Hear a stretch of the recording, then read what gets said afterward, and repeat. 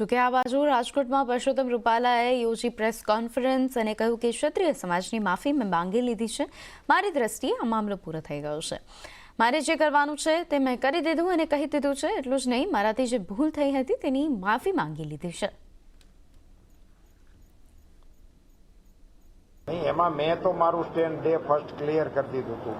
મારીથી જે શાબ્દિક ભૂલ થઈ હતી મેં એની માફી મીડિયાથી પણ માગી લીધી હતી અને ક્ષત્રિય સંમેલનની અંદર જઈને રૂબરૂ પણ માગી લીધી હતી। એ વિષય મારી દ્રષ્ટિએ પૂરો થઈ ગયેલો છે અને મને ક્ષત્રિય સમાજના આગેવાનોએ પણ આ અંગે હૈયાધારણ આપેલી હતી અને એ વિષયને લઈને એમણે મારી પાસે માંગણીઓ ના કરી હોય, એમણે પાર્ટી સામે માંગણીઓ રાખી હોય।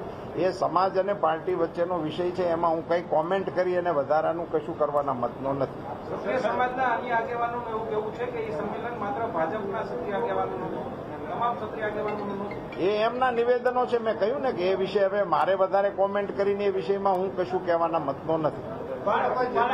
સામે 6 કે 7 તારીખે 5 લાખ ક્ષત્રિય સમાજ રાજકોટમાં એકત્ર થઈને જાહેર સભા કરશે। એ વિષય તમારી જાણકારીનો છે, મારી જાણકારીમાં એવું કશું છે નહીં। એ સમાજોને પોતાની વાત કરવાના પણ અધિકારો હોય છે અને વિપક્ષને પણ આ બધી પ્રવૃત્તિ કરવાના અધિકારો હોય છે। રૂપાલા સાહેબે ગોંડલની અંદરથી જાહેર મંચ પર કહ્યું હતું કે ક્ષત્રિય સમાજની જે નારાજગી છે તે હું માનું છું, પરંતુ જો ભોગવવાનું થશે તો પાર્ટીને નહીં, મારી અંગત રીતે ભોગવવાનું થશે। એ આજે હું માનું છું, આજે માનું છું ક્ષતિ મારી છે તો એની કંઈ થવું જોઈએ, મને થવું જોઈએ। પાર્ટી ઉમેદવાર પ્રિય સમાજ તમે માની રહ્યા છો કે ક્ષત્રિય સમાજનું દેશભરમાં અને ગુજરાત રાજ્યની અંદર વિરોધ જે છે તે દિવસે ને દિવસે વધી રહ્યો છે, શું તમે કઈ રીતે જોઈ?